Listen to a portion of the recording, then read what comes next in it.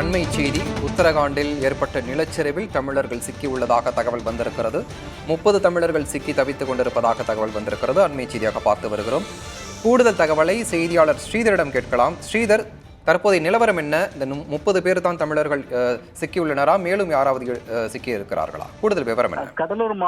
கடலூர் மாவட்டத்தை சேர்ந்த குறிப்பாக சிதம்பரம் பகுதியை சேர்ந்த 30 பேர் சுற்றுலா சென்றார்கள். கடந்த 1ஆம் தேதி சிதம்பரத்திலிருந்து கனகராஜ் என்பவர் ஏற்பாட்டின் பேரில் உத்தரகாண்ட் செல்கிறார்கள். அங்கு மத்திய ஆதி கைலாஷுக்கு சென்றிருக்கிறார்கள். அந்த ஆதி கைலாஷுக்கு சென்றுவிட்டு மீண்டும் இன்று திரும்ப வேண்டும். அதாவது 13ஆம் தேதி இன்று மாலை சிதம்பரத்துக்கு திரும்ப வேண்டும். ஆனால் கடந்த 3 நாட்களுக்கு முன்பு அங்கு கடுமையான மழை மற்றும் நிலச்சரிவு ஏற்பட்ட காரணத்தினால் அவர்கள் அங்கிருந்து திரும்ப முடியாத நிலைக்கு தள்ளப்பட்டிருக்கார்கள். இதனால் அங்கே அவர்கள் சிக்கியுள்ளார்கள். இது சம்பந்தமாக இன்று மாலை சிதம்பரத்திற்கு அவரது உறவினருக்கு தகவல் கொடுக்கப்பட்டது. உடனடியாக கடலூர்ல இருக்கும் உறவினர் தகவல் கொடுத்த உடனே தமிழக வேளாண் மற்றும் உழவர்நலத்துறை அமைச்சர் MRK பன்னீர்செல்வத்துக்கு இந்த தகவல் செல்கிறது. அவர் உடனடியாக கடலூர் மாவட்ட ஆட்சியருக்கும் தமிழக அரசுக்கும் இது சம்பந்தமாக தகவல் தெரிவிக்கிறார். இதுபோல் 30 பேர் சிதம்பரத்தை சேர்ந்தவர்கள் அந்த மத்திய கைலாஷுக்கு சென்ற ஆதி கைலாஷுக்கு சென்றவர்கள் அங்கு சிக்கியிருப்பதாகவும் அவர்களை மீட்க நடவடிக்கை எடுக்க வேண்டும் தமிழக அரசு தகவல் கொடுக்கவே தமிழக அரசு உடனடியாக அங்கு பேசியிருக்கிறார்கள்.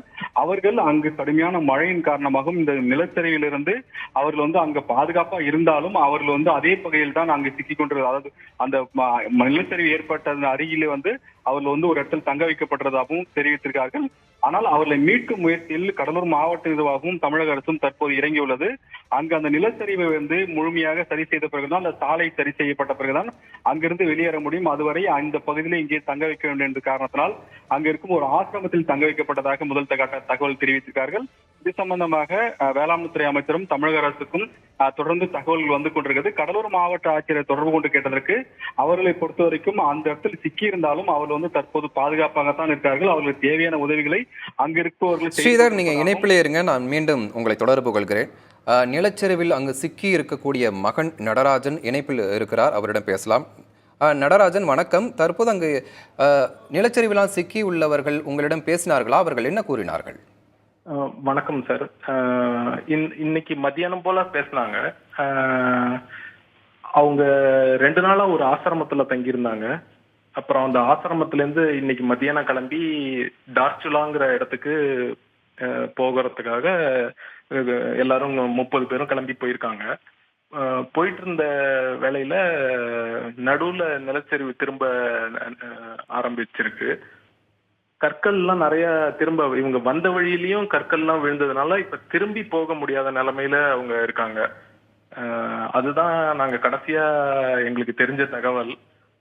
அதுக்கு மேல எங்களால அவங்கள கான்டாக்ட் பண்ணி என்ன நடந்ததுன்னு கேட்கவும் முடியல.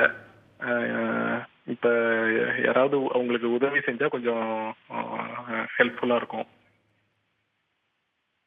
நடராஜன், அவங்களுக்கு தேவையான உணவு, தண்ணீர் இது போன்ற விஷயங்கள்லாம் கிடைச்சிருக்கா? அதை பத்தி ஏதாவது சொன்னாங்களா? இன்னைக்கு மத்தியானத்துல சாப்பிட்டுட்டு தான் கிளம்பி இருக்காங்க. அதனால இனிமேல் அவங்க எங்க தங்குறாங்க, எப்படி இருக்க போறாங்கிறது இன்னும் எங்களுக்கே தெரியல. உணவெல்லாம் அங்க பக்கத்துல இருக்கிறவங்க யாராவது